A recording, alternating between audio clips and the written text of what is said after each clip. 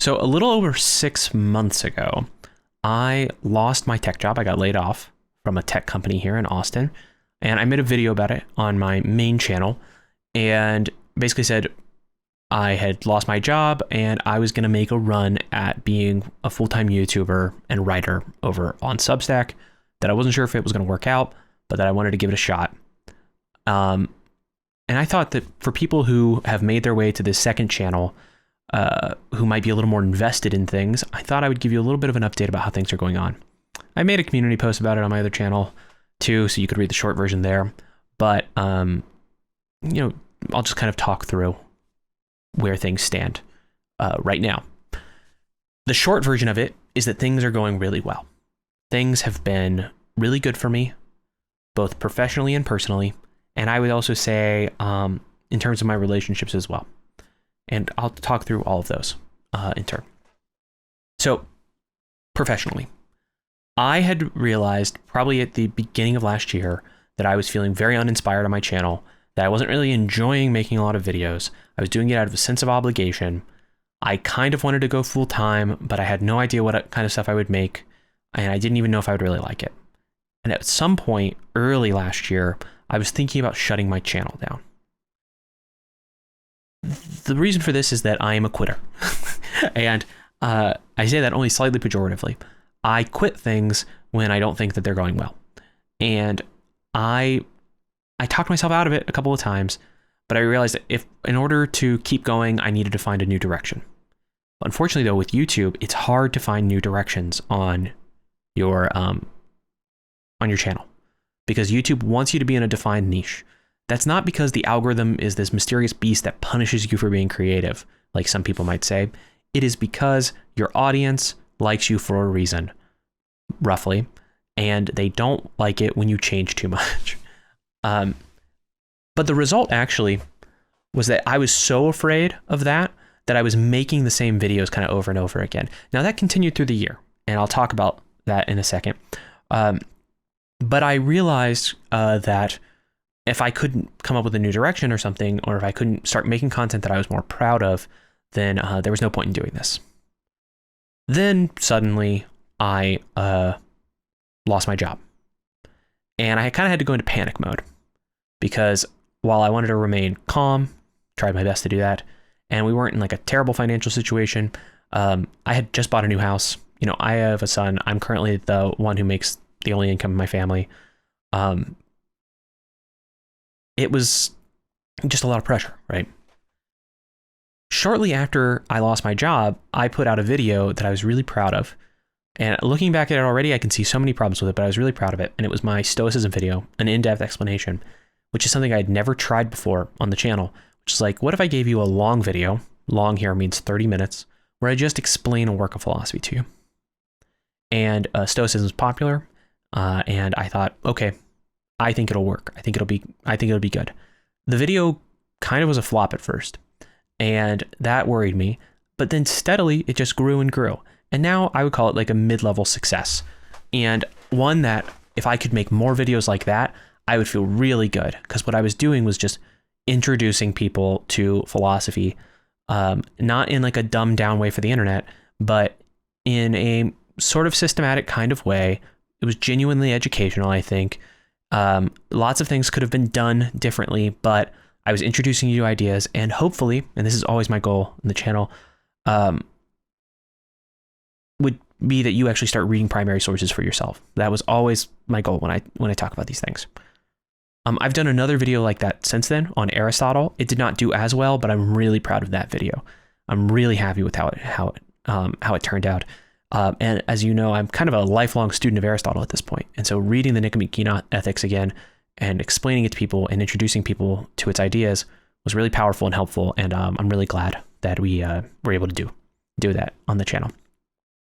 But still, even after I lost my job and had kind of gone full time, I was finding it hard to be inspired.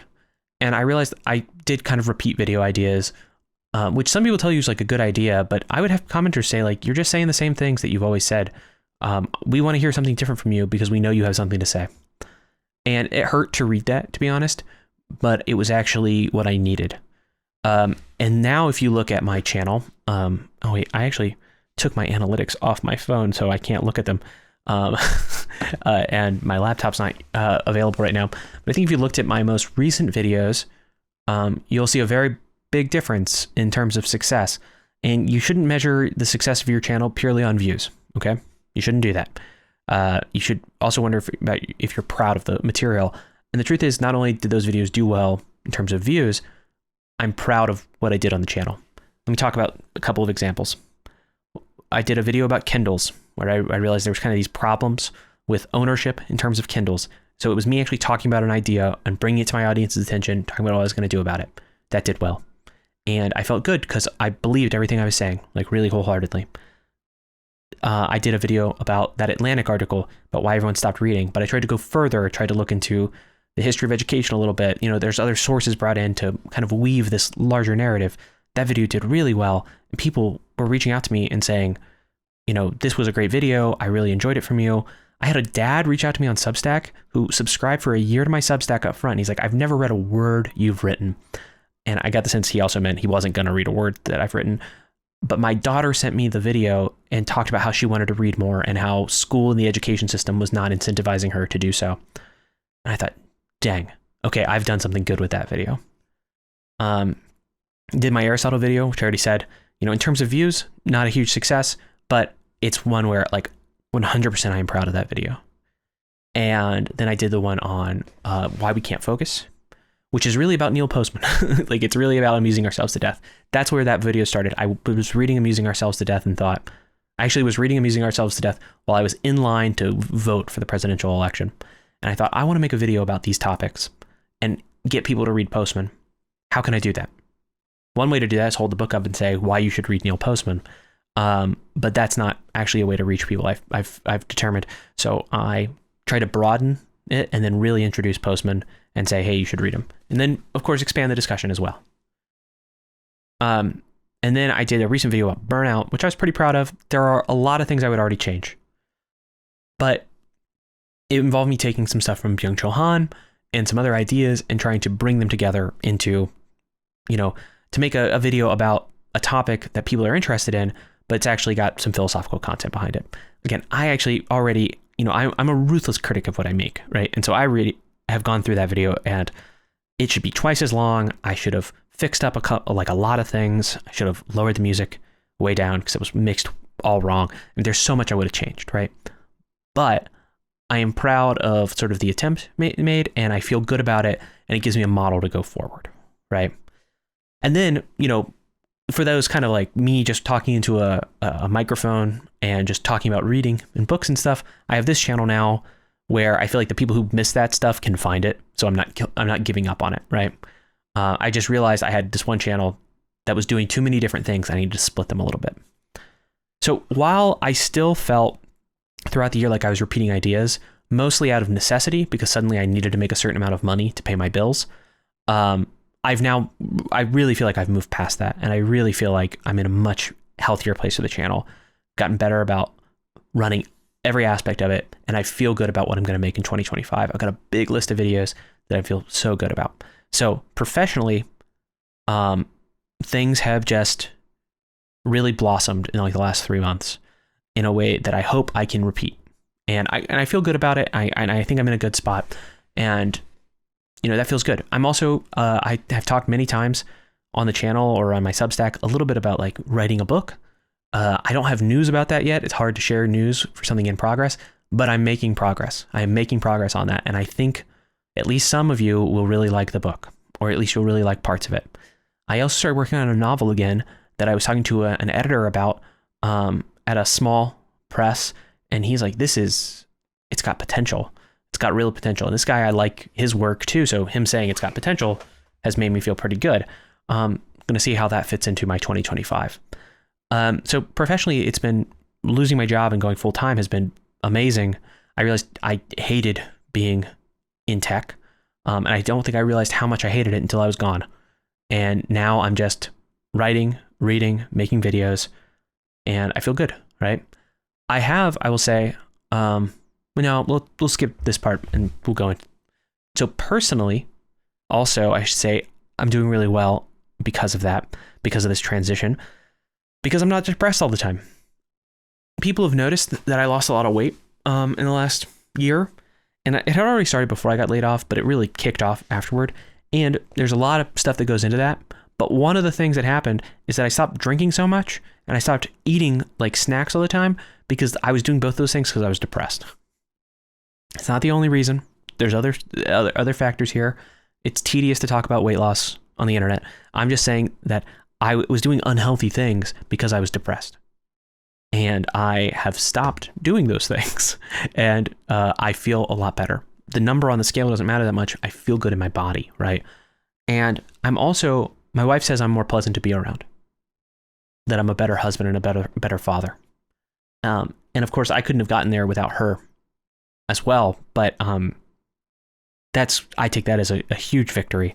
If, personally there, I'm, and I said relationship wise as well when I was sort of listing it out, but I guess personally, you don't really want to make too much of a distinction, right? So I'm less depressed. I'm doing better with my family because of this. And I just feel like I have a sense of purpose in the work that I do. That's made me honestly just really happy.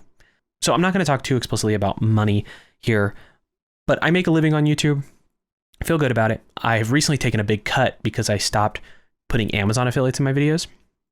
That's probably going to be about $3,000 to $5,000 that I lose over the course of a year. But that's okay. I've decided that it's worth it.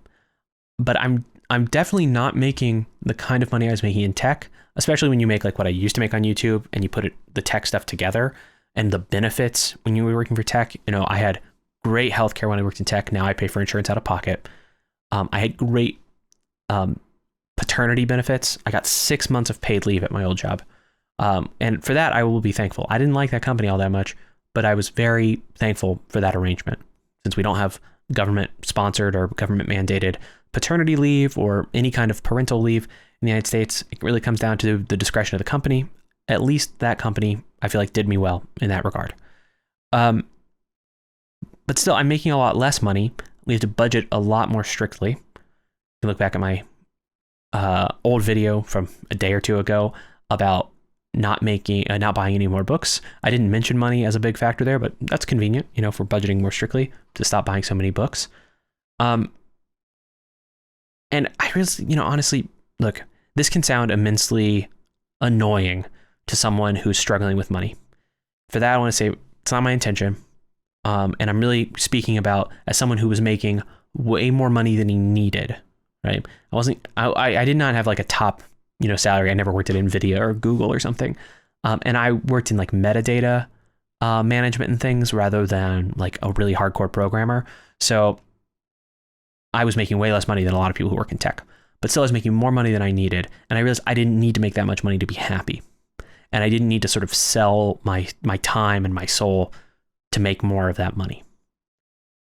I'm not going to turn that into a money never matters kind of lesson, because if you're struggling with poverty, you're thinking, actually, I'd do a hell of a lot for $20,000, and I get it. I totally get that. But the point is, like, once you reach a certain amount where you can pay your bills, you can save a little bit of money.